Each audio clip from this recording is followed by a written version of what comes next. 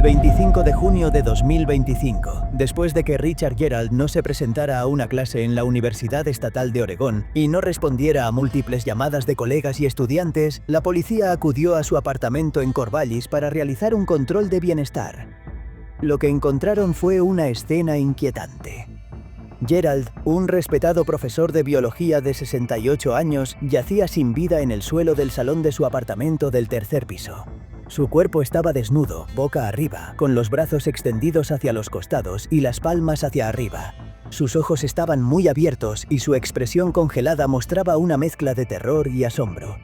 El aire dentro del apartamento era denso, con un olor metálico que no se podía ignorar. El suelo de la sala estaba cubierto de lo que parecía ser un patrón de símbolos arcanos, trazados con una sustancia marrón rojiza, que más tarde se confirmaría como sangre humana. A un lado del cadáver, sobre el suelo, había un cuaderno de notas abierto. Las páginas estaban llenas de dibujos extraños, garabatos desordenados, ecuaciones incompletas y palabras en idiomas diversos, algunos identificables como latín y griego, y otros totalmente desconocidos para los investigadores.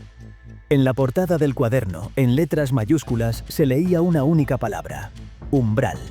El cuerpo no mostraba signos visibles de violencia. No había heridas, cortes ni hematomas. No había signos de lucha ni de ingreso forzado. Todos los electrodomésticos estaban apagados. No había evidencia de consumo de drogas ni alcohol. Y el apartamento estaba ordenado, como si el profesor hubiera mantenido su rutina hasta el último momento. La autopsia, realizada 2 días después, no encontró causa física concluyente para la muerte.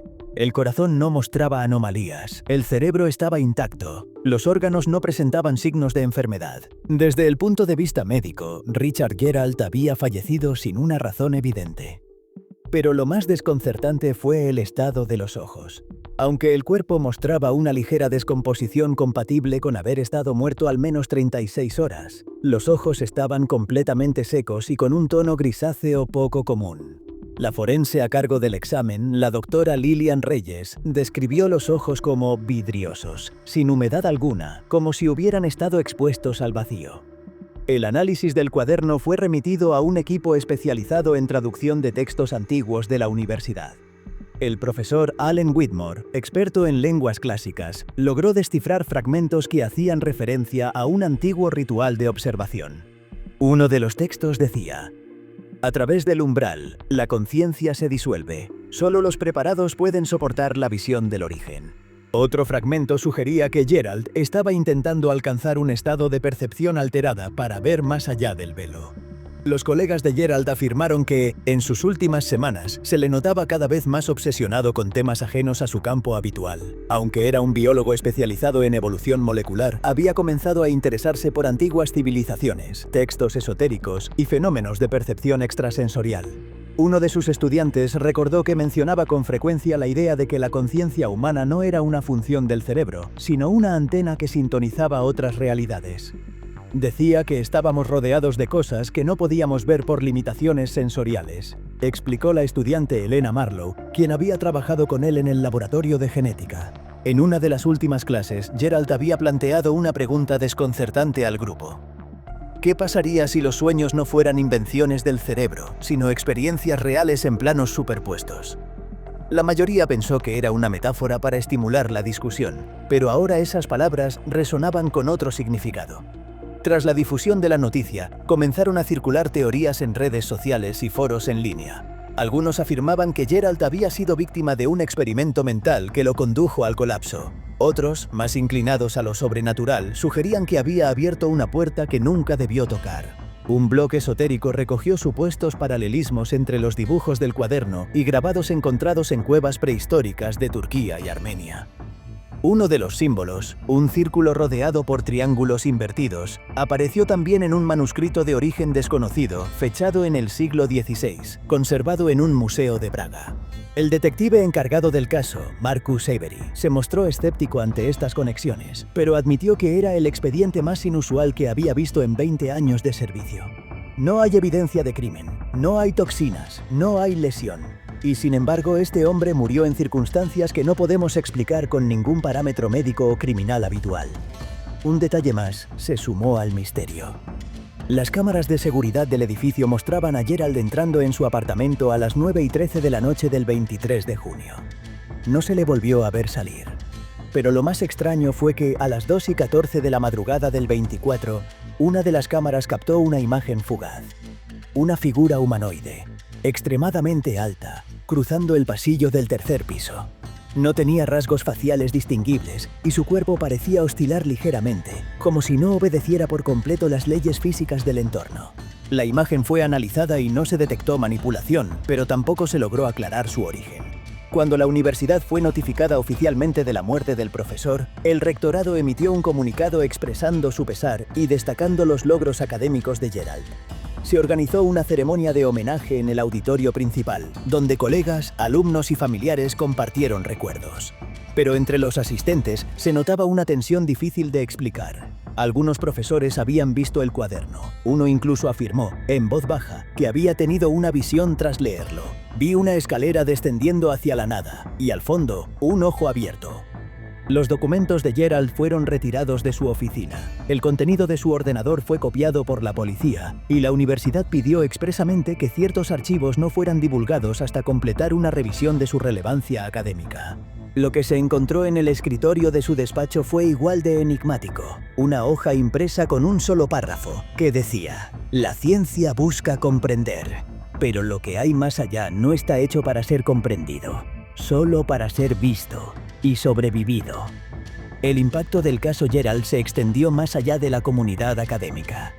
Un mes después de su muerte, una estudiante de posgrado llamada Harper Lynn, que había trabajado bajo su tutoría, publicó en un foro privado un extenso post afirmando que Gerald le había confesado en abril que la realidad estaba fallando y que había oído ecos en los silencios. En su publicación, Harper relató que el profesor creía que ciertas frecuencias auditivas podían debilitar las fronteras de la percepción normal, permitiendo ver lo que normalmente estaba oculto. «Decía que si sabías escuchar, el mundo se abría como una grieta», escribió. Cuando se revisaron los archivos de audio en el ordenador portátil de Gerald, se encontraron más de 150 grabaciones etiquetadas simplemente con fechas y horas. Algunas eran totalmente silenciosas, otras contenían zumbidos de baja frecuencia, patrones que parecían generados con osciladores o sintetizadores analógicos. Una grabación destacaba por encima de todas. Era un archivo de 33 minutos de duración, registrado a la 1:20 de la madrugada del 24 de junio. El contenido, según el informe pericial, consistía en un zumbido constante, acompañado por un sonido de fondo que se asemejaba a una respiración profunda y regular. Lo más inquietante era que, al final del archivo, se escuchaba claramente la voz de Gerald susurrando: «Está aquí». Este archivo fue enviado a varios laboratorios de acústica para su análisis. Uno de ellos, perteneciente a una compañía privada de tecnologías auditivas, sugirió que el zumbido podía contener un patrón binaural diseñado para inducir un estado alterado de conciencia. «No es música ni ruido ambiental. Es una composición intencional. Está hecha para afectar al oyente», explicó el ingeniero de sonido Marco Delaney. Sin embargo, al reproducirla, varios analistas reportaron síntomas extraños: mareos, náuseas y, en un caso, un breve desmayo. Se ordenó que la grabación fuera catalogada como material sensible y no se volvió a reproducir públicamente. El misterio dio un giro aún más oscuro cuando se examinó el historial de búsquedas y correos electrónicos del profesor. Durante los últimos 6 meses antes de su muerte, Gerald había mantenido correspondencia con un grupo de investigadores independientes dedicados al estudio de liminalidad cognitiva, una teoría marginal que propone que ciertos estados mentales permiten al cerebro funcionar como un sensor multidimensional. Entre los contactos aparecía un nombre recurrente: Elias Voss, un supuesto neurocientífico radicado en Noruega que afirmaba haber registrado patrones neuronales que no correspondían con ninguna estructura cerebral conocida. Se intentó localizar a Voss, pero las direcciones eran falsas.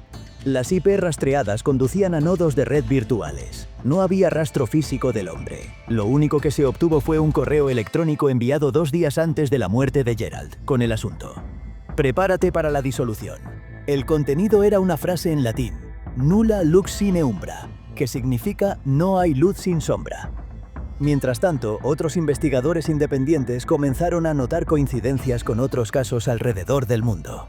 En 2019, un profesor de física de la Universidad de Kioto murió en circunstancias similares, sin causa aparente, con una expresión de terror congelada y rodeado de símbolos pintados con sangre. En 2021, una antropóloga cultural en Buenos Aires fue hallada sin vida en su estudio, también con los ojos completamente secos y abiertos, rodeada de textos sobre rituales precolombinos relacionados con el tránsito del alma hacia los ojos de los dioses. Todos los casos tenían en común un interés repentino y obsesivo por el cruce entre percepción sensorial y cosmología arcaica. Y todos compartían un detalle particular: dibujos con formas geométricas imposibles, entre ellos un círculo negro con un triángulo apuntando hacia adentro. El mismo símbolo estaba en la pared del apartamento de Gerald, detrás de su escritorio, dibujado con tiza y parcialmente borrado. Para entonces, el caso había abandonado los márgenes de lo paranormal y se había instalado en un lugar intermedio entre el delirio colectivo y una posibilidad científica perturbadora. Algunos neurólogos, sin adherirse a teorías esotéricas, comenzaron a preguntarse si era posible que ciertos estímulos auditivos, visuales o incluso simbólicos pudieran activar regiones del cerebro que normalmente permanecen inactivas. No se trata de magia. El cerebro es un órgano eléctrico y químico. Podría ser vulnerable a ciertas combinaciones que no comprendemos aún, dijo la doctora Sarah Kim, del Instituto Neurológico de Boston. En la universidad, una iniciativa impulsada por exalumnos propuso la creación de un archivo Gerald, donde se conservaran sus notas, grabaciones y textos para futuras investigaciones. Pero la propuesta fue rápidamente rechazada por el rectorado. La razón oficial fue proteger la memoria del profesor. La razón extraoficial era más inquietante. Temían que alguien intentara repetir el experimento. Ese temor no era infundado. En noviembre de ese mismo año, un estudiante de posgrado llamado Julian Reyes fue hospitalizado tras sufrir un colapso psicótico. En su habitación, los compañeros encontraron páginas impresas con diagramas idénticos a los del cuaderno de Gerald y anotaciones personales que decían: «He escuchado el patrón, solo necesito ver la forma». Cuando se le preguntó por qué lo hizo, Julian respondió: «Hay algo más allá. Gerald lo vio. Yo también quiero ver». Fue ingresado bajo observación psiquiátrica. En diciembre, otro incidente sacudió al campus. Un grupo de estudiantes organizó una sesión clandestina en un aula vacía, donde intentaron reproducir el sonido del archivo encontrado en el ordenador de Gerald. Según testigos, varios asistentes entraron en estado de trance, y uno de ellos comenzó a hablar en un idioma desconocido. La grabación de ese evento fue confiscada por la administración y el aula clausurada. El caso se convirtió en una advertencia moderna sobre los peligros del conocimiento sin contención, no porque se tratara de fuerzas sobrenaturales, sino porque parecía mostrar que el cerebro humano aún es capaz de cosas que ni siquiera hemos empezado a comprender. Gerald, en su obsesión, puede haber cruzado un umbral que la ciencia ni siquiera ha cartografiado. Hoy su apartamento está vacío. La universidad no ha vuelto a asignarlo a nadie. Algunos estudiantes dicen que por las noches se ve una luz tenue encenderse en la sala durante breves segundos. Otros creen que es solo una leyenda urbana nacida del morbo. Pero entre los investigadores, el nombre de Richard Gerald circula con un respeto incómodo. No como un loco, sino como alguien que fue demasiado lejos. Lo último que se supo del cuaderno fue que fue entregado a una institución de nombre desconocido, con sede en algún lugar del este de Canadá. Una fuente anónima afirmó que se está estudiando bajo condiciones controladas y que nadie ha podido entender su propósito completo. Pero una cosa sí fue confirmada. En la última página del cuaderno, escrita con una caligrafía temblorosa, había una única frase: «Ya no estoy solo».